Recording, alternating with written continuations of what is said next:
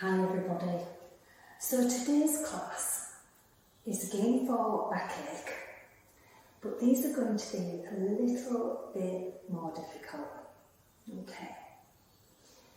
We're going to once more start with a little bit of breath work and then we'll go from there. I would like you to close your eyes and let your arms hang by the sides of the body. Take a very slow, deep breath in and really feel that you can fill up the whole of the body with that breath. As you exhale, exhale slowly and be aware of the breath just draining away. And as it does, allow your body to soften and relax.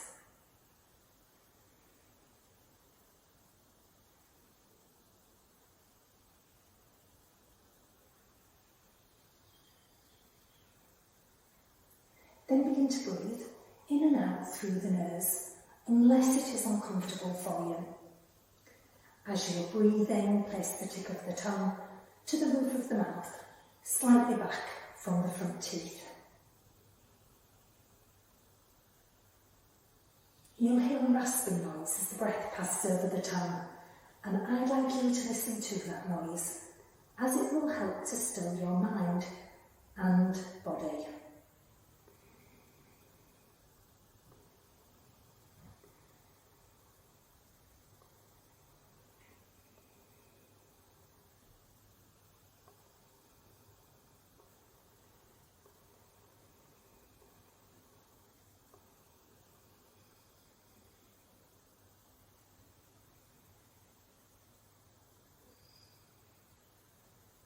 When you next inhale, inhale slowly and send the breath into the tummy as well as the lungs, allowing the torso to expand in all directions.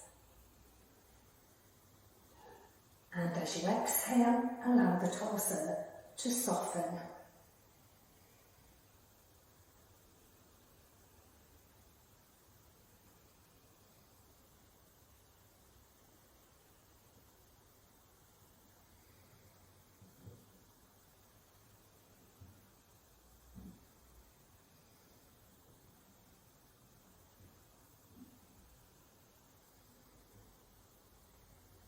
And if at any time your mind does just wander off, please let the thoughts go and always come back to the sound and the feeling of your breath.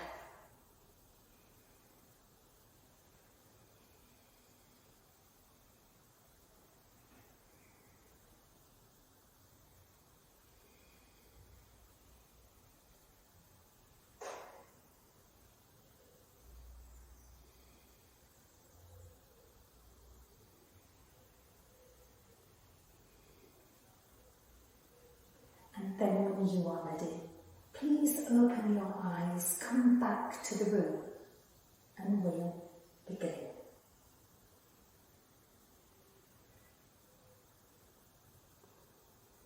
So the first pose that we are doing is forward stretch. This is beautiful for elongating the hamstrings and the spinal column. Okay, so don't forget your core control and pelvic floor. And I'd like you to come towards the top of your mat. Have the feet hip distance apart and the weight should be even into both feet. I like to place the hands on the hips and then I'm going to step back with my left leg. As I do so, I'm keeping the feet still hip distance apart and I'm trying to get the toes all to point forwards, so that the hips and the spine are square and you're less likely to twist the sacrum, the pelvis and the lower back. Okay. I drop the weight down in the feet and then I very slowly begin to send the bottom back. And I imagine that the sit bones are going to touch the wall behind me. And I'm pushing forwards and down through the spine. The chest is open, the shoulders are back, And you can always have a little bend in the front knee if the stretch is too strong. Come down as far as you are able to. The aim is eventually that the spine will look like a tabletop. And then gently nod the chin under. The crown of the head should be pointing to the wall in front of you, so you're creating that length through the spinal column. Slow, deep breaths.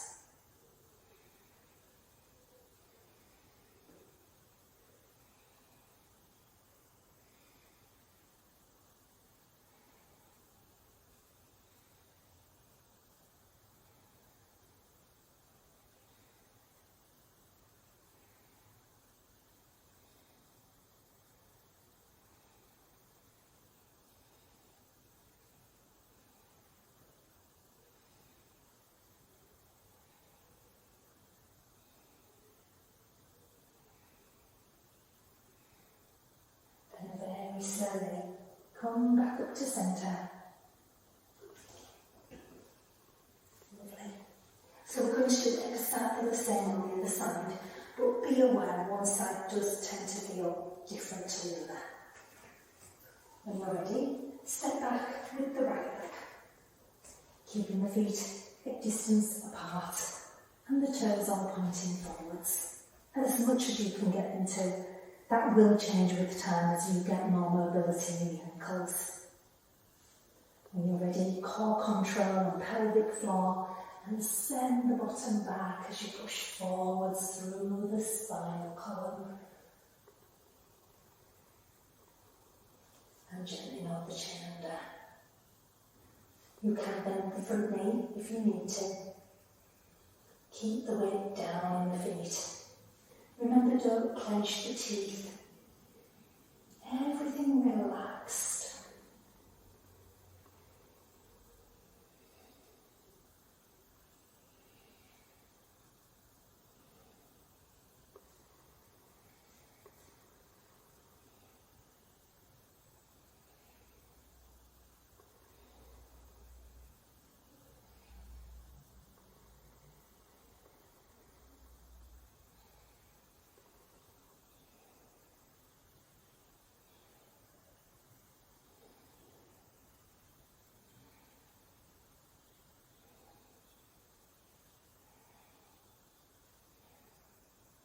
And on an inhale, slowly return to centre and release the pose. Okay, so the next one we are going to do is called a wide leg forward fold. I love this, but it can be very strong in the leg muscles and into the lower back at first. The aim is just keep the weight in the feet and take your time. Everything will give with time. You might want a cushion or two. Just going to grab a cushion from behind. Okay, and I'll place that handle to the side of me. I'm stood in the centre of my mat, and I'm going to take the feet apart. I want a wide stance and balanced into both feet. Leg muscles and bottom muscles are relaxed. At first, you can have a little bend in the knees. Make sure the knees are going in the same direction as the toes. Don't let the knees collapse in or go outwards. Lots and lots of core control and pelvic floor. What that does is it lifts you out of the hip sockets and it prevents you from damaging the spine. When I'm ready, I'm going to exhale. And dripping down towards the mat, allowing the head and arms to be very, very heavy. You might find that you're dangling in midair, and if you are, you can take hold of the forearms and let the weight of the forearms bring you down towards the mat. You might find you just have the fingertips to the mat. That's great, but make sure your hands are shoulder distance apart at least. You might find that the hands go flat to the floor, Wonderful. But keep the arms relaxed. Don't push weight into the hands and straighten the arms. Everything's soft. Notice when you're feeling the stretch. It will be different for everybody. If the stretch does wear off in the legs, you could maybe take the feet a little bit further apart, maybe a centimetre or two at the most, but make sure the weight is down into both feet. I'm just going to relax and start to break down some more. This is where you might want a cushion or two. By all means, use more than that. And I'm going to place the cushion right where the crown of the head would come to land. And I'm letting the head rest down on that cushion. But if I notice that the weight drops right down into the cushion underneath me, I can take that cushion away.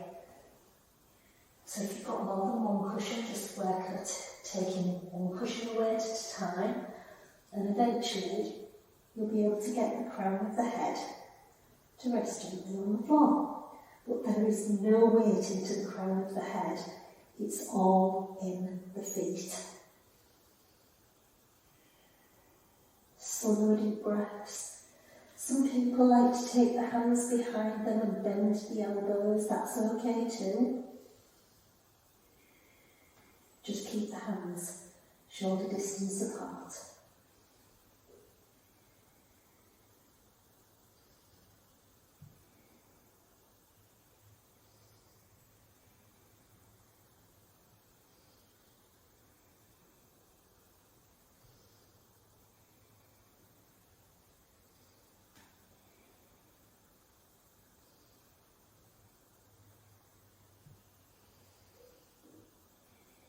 And when you're ready to come out of the pose, just slowly lift up. And then it's up to you if you roll up from a wide leg stance or you shuffle the feet in. And then breathing in, rolling up, and feel the spine stack. And the collarbone will widen and the head will come up. And then you can fully release the pose. It is just as important to come out of the pose steadily and gently as it is to go into the pose. Lovely.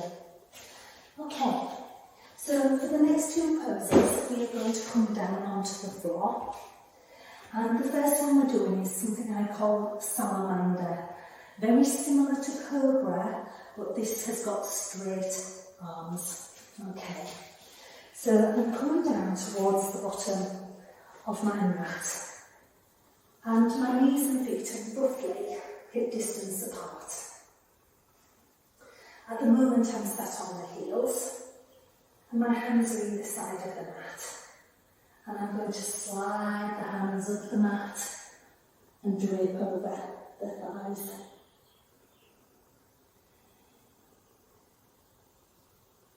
Don't worry if the head doesn't touch the floor. If you are sensing any kind of tightness in the arms or the shoulders, lift away from the bottom a little, from the heel, a little bit more. And that will give you more space and less tension in the arms. When I'm ready, I'm going to make sure I'm using lots of core control. Pelvic floor. Breathing in as I push forwards from the pelvis, the hips drop. Don't worry how far the hips drop, or don't, because that all comes with time. As the tension eases in the spine, the hips will drop lower. It's up to you how many breaths you take. You might just want to take one before you breathe in and push back with the pelvis back to where you started. Breathing in, pushing forwards from the pelvis. Hips drop, collarbone widens, head comes up. So you could keep looking to the wall in front of you, or you can look to the ceiling. If you have any head, neck or shoulder problems, don't look to the ceiling, look forwards.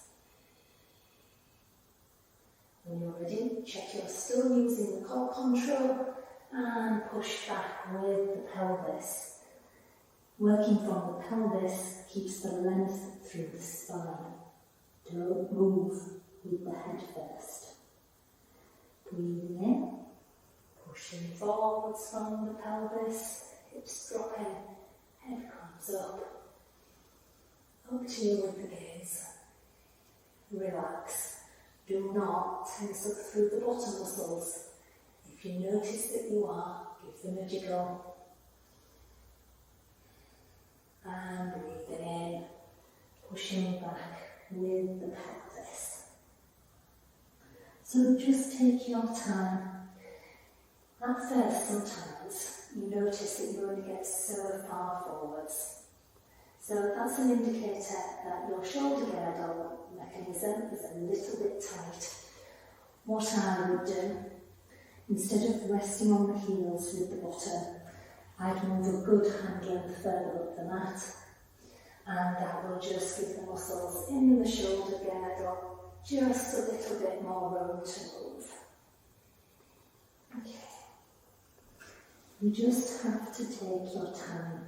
You have to be gentle with yourself and understanding, and some days are better than others.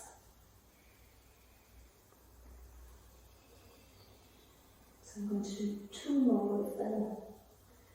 Breathing in, pushing forwards from the pelvis, hips drop, collarbone widens, head comes up.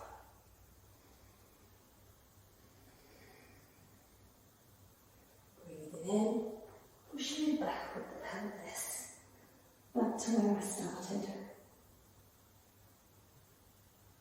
Breathing in and pushing forwards.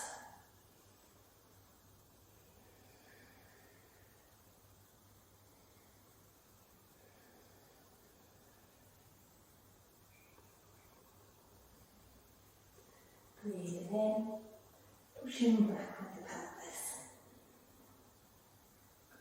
And then just take a moment here in child's pose.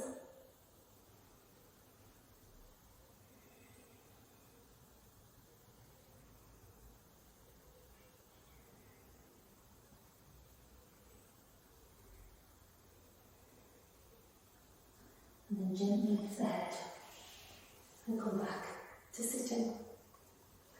We're next going to do a version of bridging with the soles of the feet together. And what this does is work the muscles around the sacrum, the sacroiliac joints, and it strengthens those muscles and it also strengthens the lower back. Okay, so I am going to lay on my back.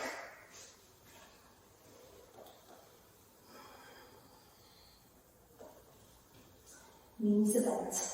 At the moment the knees and feet are just hip distance apart. Nice and relaxed. Little bit of core control. If you notice that the whole of the back doesn't touch the floor, please don't push the back into the mat. You are built the way you are, and that's it. Arms by the sides of the body. Let the knees drop out to the sides. Don't worry how far they drop out to the sides. And bring the soles of the feet together. You're going to push the soles of the feet together and push the edges of the feet down into the mat. And as you push down, you will come up into a bridging shape. Slow deep breaths. You might want to hold this 5 or 10 breaths and then very slowly coming down a vertebra at a time. You can release the legs and start again. this is the first time we've ever done this kind of bridge. Sometimes the legs shake uncontrollably, and that's just normal, but you can either just breathe through that, because it won't last very long, or you can come down and give the legs a shake and begin again. What is most important is that you keep pushing the soles of the feet together and the edges of the feet down in the mat. If you don't have that connection going on, the pubic symphysis will pull apart. It's a very strange feeling, one I wouldn't recommend.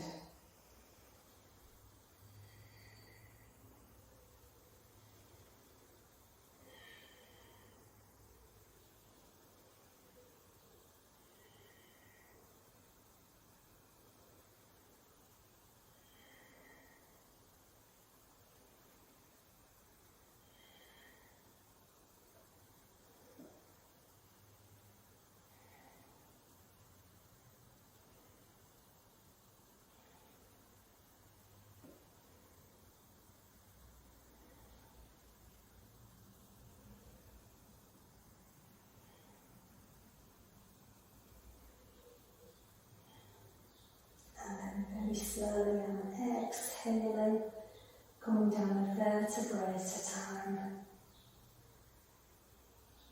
Sacrum comes onto the floor, knees in, soles of feet down, and let the bottom relax.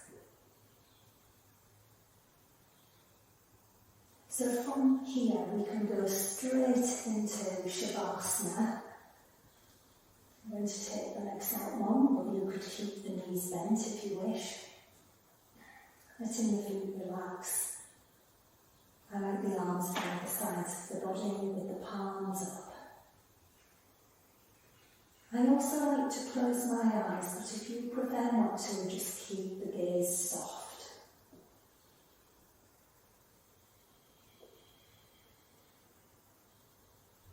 As you are breathing, make sure that the tongue is relaxed in the mouth and you are not gritting your teeth. Be aware of the rise and the fall of your chest and the sound of your breath.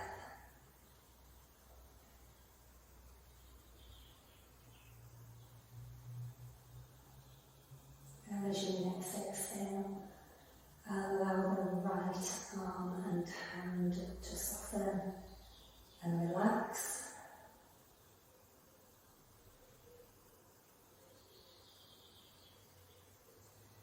Then the left arm and hand to soften and relax.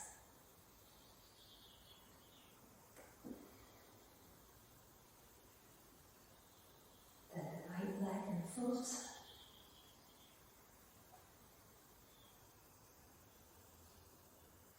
And the left leg and foot.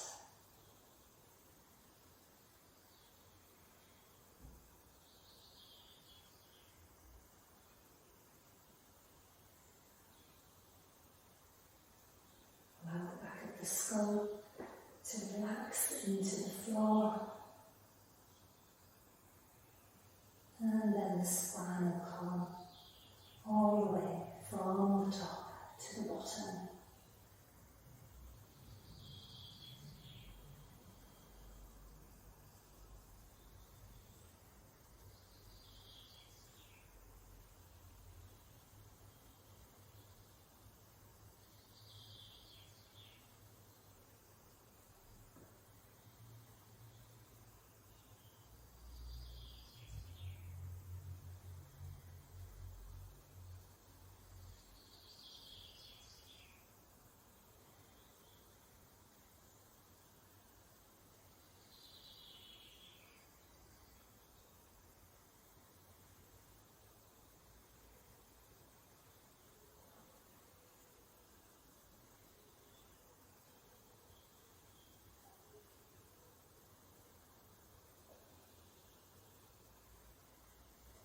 Then very slowly open your eyes and come back to them.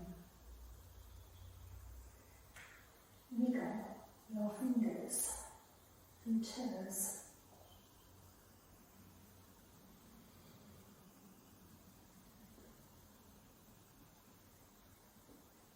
Very slowly, bend the knees, and then roll over to the side.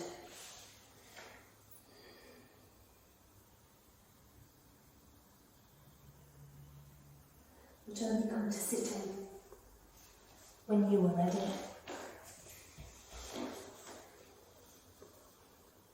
I hope you've really enjoyed that class. It's been a pleasure to teach you once more. If you have enjoyed this video, don't forget to like and subscribe to the channel. Thank you.